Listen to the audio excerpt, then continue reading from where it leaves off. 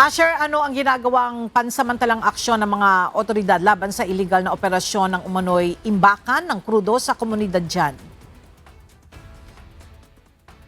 Bantay sarado ang mga kawani ng Barangay Sacred Heart, Quezon City sa isang bahay dito sa kanilang komunidad na mayroong fuel tank sa loob or dito sa kanilang lote. Ito ay matapos ngang maipaulat na mayroong nag-deliver dito ng krudo na mula sa isang fuel truck nito lamang weekend.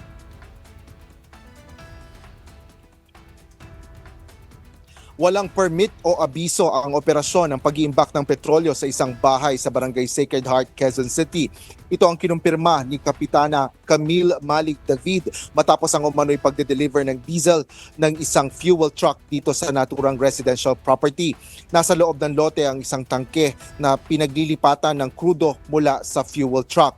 Bunsod nito, agad na pinuntahan ng mga kawani ng barangay ang naturang residente at pinigilan ang operasyon noong weekend. Ayon kay Kapitana Malik David, nagsabi pa ang mga naglilipat ng krudo na hindi sila mapipigilan. Ngunit natigil din ang kanilang operasyon sa pakikipagtulungan ng local government unit ng Quezon City.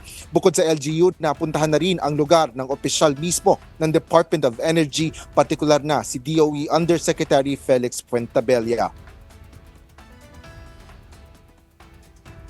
Mag-aantay din po ako kung ano po yung gagawin. Pero right now, ang ginagawa po ng mga BPSO natin is lagi po nakamonitor po dun sa lugar.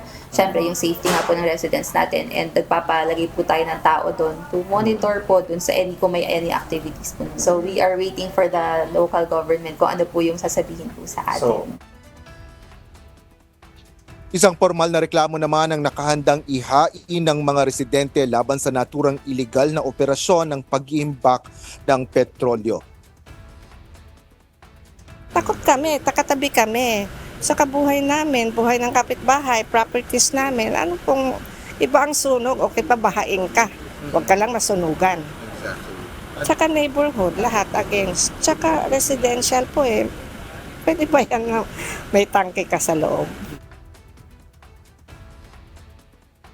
Ayon pa sa isang residente dito ay Marso lamang, itong katapusan lang ng Marso na nagkaroon at nakita nila itong fuel tank dito sa loob ng lote sa kanilang kapitbahay dito at patuloy pa rin ang pagbabantay at pagpapatrolya dito ng mga otoridad. Kasama na dyan ang ilang tauhan ng Philippine National Police at ng Barangay Sacred Heart.